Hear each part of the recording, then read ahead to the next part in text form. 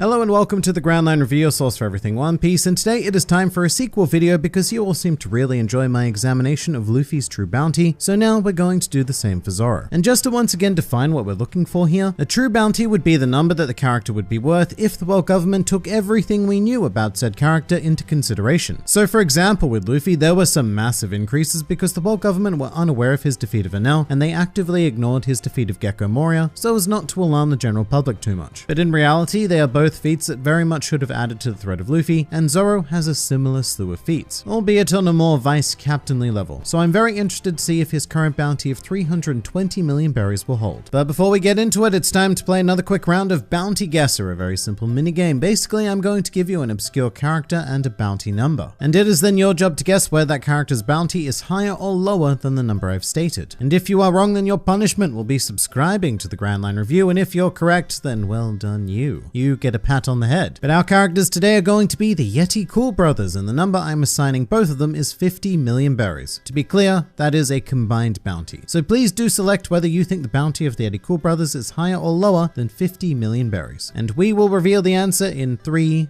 2, 1, and the answer is lower. The Yeti Cool Brothers have a bounty of 20 million berries each, which brings their total to a mere 40 million. So if you said higher, then welcome to the Grand Fleet, and please do say hi in the comments below if you're a new recruit. But moving on to Zoro's true bounty, this time we are going to begin in Shellstown. And this is something I actually overlooked with Luffy, but in the end I don't think it would have made a huge, if any, difference. But it is important that we recognize that Luffy and Zoro were effectively responsible for bringing down an entire base of Marines and defeating Axe-Hand Morgan, which technically Zoro was the one to deliver that final blow to Morgan, so that makes it much more important. And in the series, Luffy and Zoro were not reported due to Morgan's men actually being happy with his defeat, but we do need to consider it here. The invasion of a Marine base and the defeat of a captain is a bounty-worthy action. But given how weak Morgan actually was, we are going to start with quite a small bounty of 5 million berries for Zoro here. A pretty awesome debut appearance though. And from here we can skip Orange Town because yes, Zoro did defeat Kabaji there, but he was not a pirate worthy of any notice. He didn't even have a bounty of his own, so it's unlikely that he would have gotten an increase there. Syrup Village, however, is an entirely different situation altogether because here, Zoro was responsible for defeating the Meowban brothers, also known as Sham and Butchie. And surprisingly, these two are notable opponents because this is one of the rare occasions in One Piece where we have a dual bounty being issued. Together, Sham and Butchie are worth a whoppingly small 7 million berries. But that number is still higher than Zoro's current bounty, so the defeat of this duo is going to raise Zoro's prominence quite significantly, and by quite significantly I mean to about 10 million berries. Which given his display of dominance over the two, I think is a pretty fair number. Moving forward now, we can do the unthinkable and skip Baratier because all that happens here is Zoro losing to Mihawk, a very, very important character moment, but not at all important from the perspective of numbers. So we're going to skip to Arlong Park where Zoro's key opponent would be Hachan. And we do know that Hachan was and actually may still be worth 8 million berries, a number which Zoro already trumps with his 10 million, so it's probably fine to stay as is for now, because in terms of numbers, nothing really unexpected happened here. This does change quite a bit though as we move to Zoro's next prominent outing, which would be Whiskey Peak. And this is pretty massive actually, because here Zoro not only managed to defeat 100 Baroque Works bounty hunters all on his own, but he's also responsible for the defeat of Gem and Mikita, more commonly known as Mr. Five and Miss Valentine. And if you wanted to get really specific, and we do, Zoro was the one who one-shot Mr. Five. And the reason why that's important here is because Mr. Five happened to have a bounty of 10 million berries at the time, which is exactly where Zoro currently lands at. So we've certainly got to go higher, but we've actually got to go much higher because we've got a bit of a Luffy style situation happening. By which I mean when the Marines were assigning Luffy's first canon bounty, they took into account the 3 bounties of those whom Luffy had defeated. And basically they then put Luffy in a league of his own far, far above them, and now Zoro has a bit of a similar thing going. Having beaten the Meowban brothers, Hachan and Mr. Five, all of whom have bounties within 3 million berries of each other. And as a result of that, I'm just going to flat out double Zoro's current count to 20 million because there is just such a clear distinction between him and the 10 million and below levels of opponent. That's not all though, because I can't ignore the defeat of what is essentially 100 trained assassins, including Miss Monday, Miss Wednesday, Mr. 9, and Mr. 8, because that is a pretty damn beastly effort, and I don't think it's worth any less than another 10 million on top, which makes Zoro's total bounty 30 million at this point, equal to that of Luffy at the time. Which is very fun because guess what else happens during Whiskey Peak? That's right, the often forgotten about Luffy versus Zoro. A brief skirmish where both combatants appear to be quite even, and I think it's very nice that the bounty numbers reflect that. that. Now after that we can pretty much move directly to Alabasta because Little Garden and Drum Island didn't see a whole lot of action for zOrO. Alabasta though contains arguably zOrO's most famous fight in the series against Mr. One, which in canon resulted in his debut bounty of 60 million berries. So we've already accrued half of that at this stage, and the difficult question becomes, where do we land post Star's Bones? And this is tricky because we don't actually know how much Star's Bones was worth at the time. According to the Vivier card databook, he has a bounty of 75 million berries, but it's implied that that is his post time skip bounty after having reunited with Crocodile and doing whatever they've been getting up to in the New World. So what we need to do here is examine the motivation of the world government in assigning zOrO's Alabastan bounty. Because in this case, I don't think that zOrO was awarded a number simply for defeating Dar's Bones. I think it was because he was also a known associate of Monkey D. Luffy, who at this point had taken down Sir Crocodile, a warlord of the sea. So the precedent I'm going to use here is the established model that actually occurred during the Dressrosa arc, where most of the Straw Hats and their allies received a flat increase just due to being associated with Luffy. And that increase was 50 million berries, which may be quite a lot for zOrO on his own, but combined with the defeat of Dar's Bones, I think that's a very fair number to add to him, bringing his post-Alabasta bounty to a mighty 80 million berries. Still trailing his captain, but a much more accurate representation of how much of a threat zOrO is. Now jumping past Jaya, we find ourselves on Skypiea, where zOrO does a fair few notable things, particularly his defeat of Braham and Ohm, only the latter of which is, I guess, particularly relevant. And zOrO also got to display some particularly beastly durability, being one of the few non-rubber people capable of tanking 2 blasts of lightning from Enel. And scaling this is troublesome because sure, Ohm was Enel's arguably most powerful priest with a pretty phenomenal mastery basic observation haki as well, but his defeat really isn't anything worthy of a massive increase, nor is his performance against Enel. At the same time though, neither of which can be ignored, because post-Skypiea zOrO was demonstrably more of a threat than say Alabasta zOrO. And given that bounties are designed to measure threat, I'm going to say that zOrO scores an extra 10 million apiece for his achievements here, which means a 20 million increase overall, leaving him on a nice round 100 million berries post-Skypiea. Now after this we can move swiftly through Long Ring Longland and Water 7 to land straight at Enies Lobby, where canonically zOrO received his second bounty increase, which put him at 120 million berries. Except this time we're awfully close to that number already, so we will certainly be going beyond it. And the thing about Enies Lobby to remember is that the defeat of CP9 only played partly into the bounty allocations. The bulk of it had more to do with the idea that the Straw Hats had invaded and destroyed Enies Lobby, which is why the entire crew was recognized afterwards. And in zOrO's case, the world government very simply doubled his bounty from 60 to 120 million. And I really don't think it's too much out of the question to do the same with our number. The problem with landing closer to the canonical 120 is that at this point, it's such a pitifully irrelevant increase from 100 million and doesn't accurately represent zOrO's increased threat level, due to now having defeated a member of CP9 and also being the right-hand man of the pirate captain who destroyed the Judicial Island. So here we're going to follow the canon trend and double zOrO's bounty to 200 million berries, which once again I think is fairly accurate. No arc skipping this time around though, because Thriller Bark is always a fun one. The defeat of Gecko Moria and his crew is a tale that the world will never know, as it was completely covered up by the world government. So in this case, the Straw Hats were actively ignored, which is something that we cannot do. And on Thriller Bark, zOrO's major battle would have been against the zombified Ryuma, and at this point, I don't think that's wildly relevant. I'd be much more concerned with his role in combat against Oars, Moria, and even Bartholomew Kuma. So for zOrO, Thriller Bark is strictly an event-related increase. A Warlord of the Sea was defeated, and zOrO helped. Good on him. So this is another situation where he gets assigned a helper's fee, which will be another 50 million, the established Dressrosa number. And I think that makes sense because they were very similar situations, each seeing the defeat of a Warlord of the Sea. So that sees zOrO leaving the Florian Triangle with a 250 million berry bounty. And now we come to an awkward collective of arcs for the Straw Hats, well the Straw Hats bar Luffy anyway. zOrO doesn't see any increase from Sabadi, and he isn't present going forward with Amazon Lily, Impel Down, and Marineford, which means we need to head straight to the post-time skip era, albeit with one super piece of important information. And that would be the fact that zOrO spent 2 years training under the guidance of the world's greatest swordsman, Dracul Mihawk. And this is probably going to lead to our single greatest bounty increase in the video. This is a crucial event that led to the zOrO we knew today. The difference in power between pre and post time skip zOrO is completely absurd, and that's before we even take into account the addition of basic observation and armament haki. And to put this into a tangible example, zOrO went from a man who was at best able to make a shallow cut into a pacifista to a man who was able to one-shot a pacifista. And having been trained by a man who is widely considered to be on an even playing field with an Emperor of the Sea is pretty serious business, and if the world government knew that there was a mini Mihawk roaming the seas, I suspect that they would promptly shit themselves. And while I don't think they would quite jump to 1 billion, I do believe that tripling his current 250 to 750 million berries is a perfectly reasonable thing to do. If anything, it might even be a bit of a conservative estimate. But then again, if we consider other characters in this playing field like say Charlotte Perospero, who commands a bounty of 700 million, I really don't think that 750 is a wild amount to represent the threat of zOrO. And yes, I know Perospero's bounty is not solely based on combat, but also the influence he holds within the Big Mom Pirates, but what zOrO lacks in influence, he makes up for with the raw power threat. To Fishman Island now, and we have another event. zOrO's opponents here are more or less meaningless, so a power increase is off the table. However, the defeat of a 100,000 member pirate crew and being a close associate of Luffy, who is now BFFs with an ancient weapon, still does manage to increase zOrO's threat level. And in Luffy's true bounty video, this was the point where he reached 1 billion, mostly due to the ancient weapon factor, which for him was a 300 million increase. Now for zOrO, we're going to tone that down to a 100 million increase, and my reasoning here is that because in the grand scheme of things, what happened on Fishman Island is actually far more of a threat to the world government than the defeat of any singular warlord, maybe with the exception of Mihawk. But as we know by now, the defeat of a warlord has a 50 million helpers fee attached, so we are going to recognize that and double zOrO's reward here to 100 million, now placing him at 850 million berries. Now Punk Hazard doesn't see any increase because the threat levels don't really change as a result, although I think you could make the argument that they should because of the pirate alliance between Luffy and Law. But that information was made public and nothing was done, so there's also not much we can do about it. Dressrosa is a different story though. During this arc, we took down our third warlord of the sea, and canonically zOrO's bounty was given a flat 200 million increase to 320 million. And this is very interesting because it clearly was not as a result of just defeating Pika, because Pika's bounty was a rather awkward 99 million berries, and it also wasn't just as a result of zOrO being on Dressrosa, because he received 4 times the bounty of everyone else who got the 50 million helpers fee. This was the world government trying to catch up with zOrO's perceived threat, and as a result, I don't think we can give him that much of an increase here because we've already compensated for it. However, half of that does seem quite reasonable. 100 million berries, which elevates zOrO as a more major player than everyone else who received the flat 50 million, because zOrO is far more of a threat. It's just as simple as that, which brings him to a tantalizing 950 million berries post Dressrosa, which leaves us in another tricky area because our next major event would be Whole Cake Island, an arc that zOrO was not present for, and a really weird one because it only resulted in a bounty increase for Luffy and Sanji, despite the fact that Nami, Brook, and Chopper were also present, and despite the fact that the Straw Hats who were not on Dressrosa also received a bounty increase just via their association with Luffy. It's always been a strange moment, and it's made me wonder if the others were increased and just not seen, but at the same time Sanji quite proudly brags about his canon bounty being higher than zOrO, so I guess not. But it doesn't make sense with the established world government methodologies, and when it comes down to it, being the right-hand man of a pirate who is now known as the 5th Emperor of the Sea, who also just came out of a successful skirmish with another emperor, makes zOrO more of a threat by default. Much more of a threat. And so we're going to scale him accordingly with another 100 million association fee, bringing his true bounty to this point in the series up to 1 billion and 50 berries. But sadly, this is the point where we need to end things because we've now hit Wano, and I think we're in a pretty accurate area. zOrO is now numerically equitable to many commander types, and to be honest, I still think this number is a bit conservative and not quite indicative of zOrO's true threat. But with the accomplishments we have to work with, 1 billion and 50 berries is much closer to zOrO's true bounty. But what do you guys think? Please do leave your thoughts in the comments below or even join my Discord server. And if you'd like to see more videos like this, then please do go and check out some of my other content or even subscribe to the channel for more glorious One Piece business uploaded straight into your YouTube feeds. But for now, this has been the Grand Line Review, and I'll see you next time.